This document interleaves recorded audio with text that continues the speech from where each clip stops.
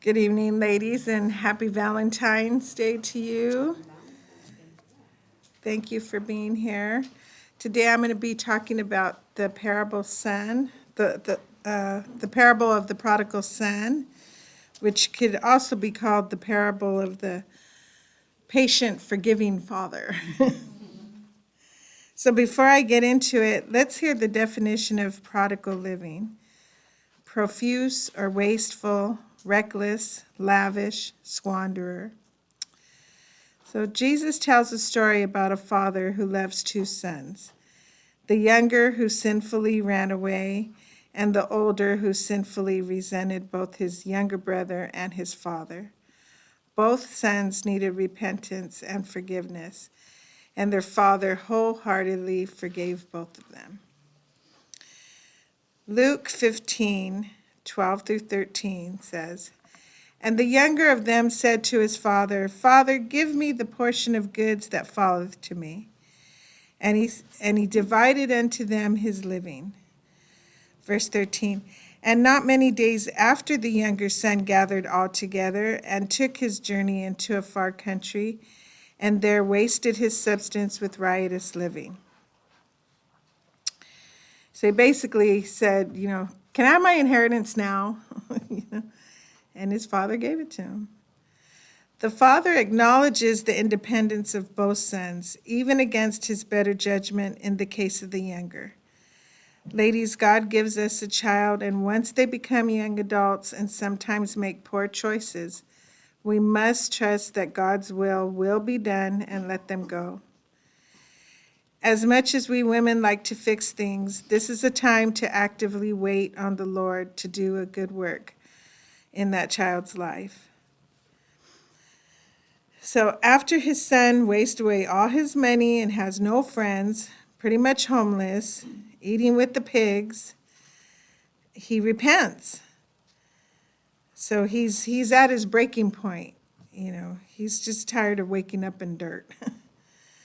Luke 15:20, "And he arose and came to his father, but when he was still a great way off, his father saw him and had compassion, and ran and fell on his neck and kissed him."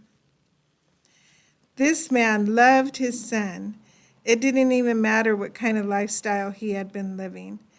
I imagine he looked a hot mess, dirty, he probably smelled, right? And yet his father knew, all he knew was that his boy was coming home. The fact that he was still a great way off in the distance and his father saw him tells me that he was waiting for this day. And he was, kept looking, looking for him. And while he was waiting patiently, I have no doubt he must have been suffering inside. This story goes into detail about the suffering the younger son experienced because of his sin engaging in reckless lifestyle, including sexual promiscuity and blowing his entire inheritance. But what about the suffering of his father must have gone through while his son was gone in the world? The anguish, the grief, and the pain a parent has when they're not talking to their child is heartbreaking. Even though he was probably a young adult, it doesn't matter, it's still his kid. It says in verse 20, his father saw him and had compassion and ran and kissed him. He was so excited to see his boy, he ran to him. The son was forgiven and welcomed back into the home. The relationship was restored. Jesus portrayed God the Father who ran. See, God's not waiting to condemn you. God's not waiting to judge you. God loves you, right? In verse 23 through 24, "And bring the fatted calf here and kill it, and let us eat and be merry." Verse 24, "For this my son was dead and is alive again. He was lost and is found," and they began to be merry.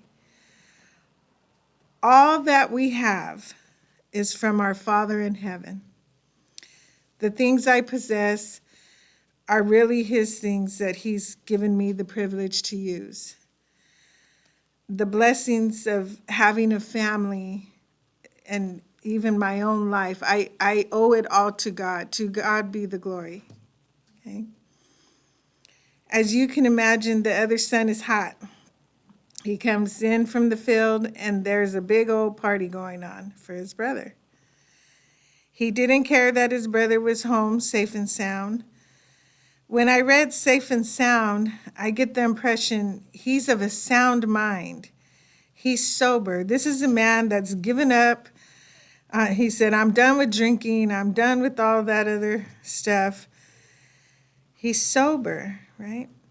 You ever have a relationship with someone who was once on drugs and now they're sober? Or maybe you're waiting on that at the moment. The miracles God can do in your life when you come back to him. It's beautiful. Anyways, the father goes outside because the older son refuses to even be a part of the celebration and encounters this angry son of his. The older son is complaining and questioning his father's decision to bless him with a party. He reminds him of what a good son he's been, always doing the right thing, always being obedient to his rules. And he's like, where's my party? Where's my fatted calf? I've never even gotten a small, skinny goat.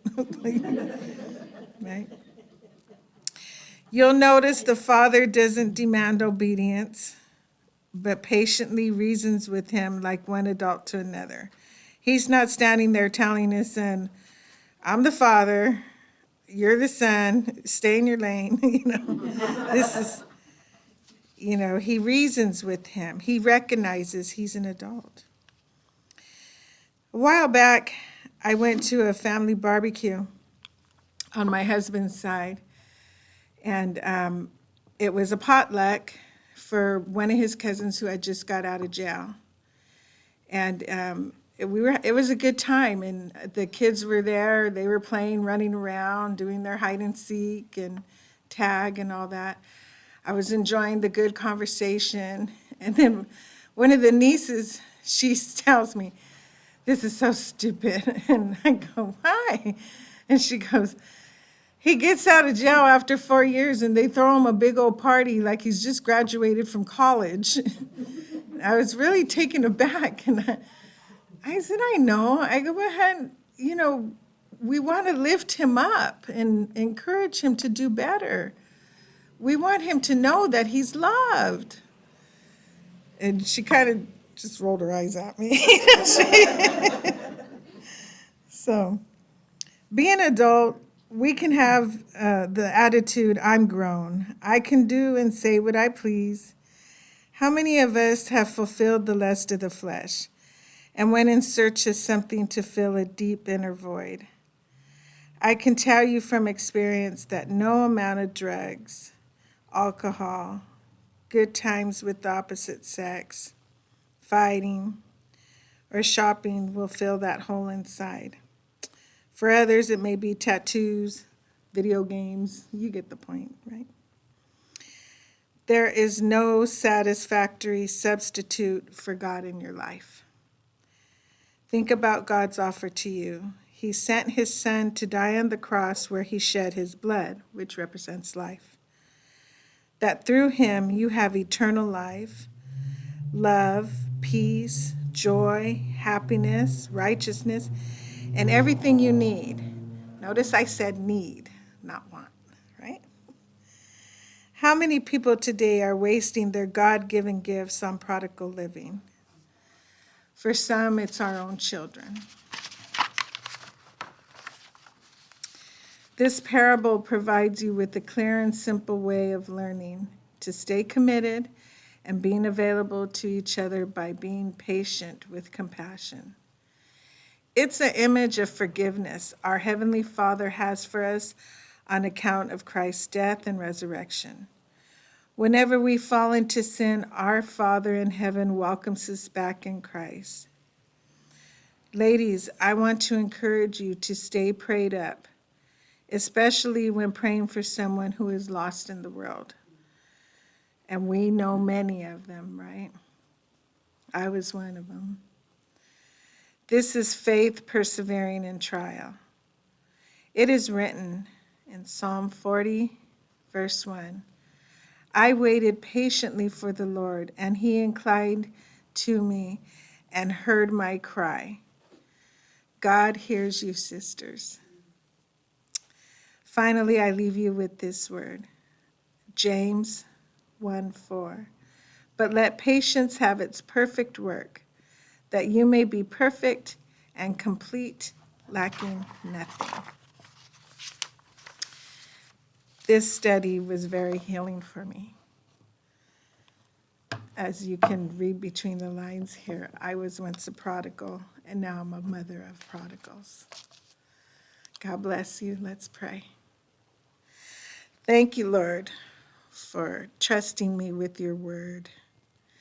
I pray that each and every one of us here took something from your message today. I pray that it heals the ones that are hurting inside. I pray that it encourages the ones that need to really be encouraged. Your word is never void. Your promises are always true. And as we separate into our studies, Lord, I pray that there be an abundance of ironing, sharpening iron. I love you so much, Jesus. Amen.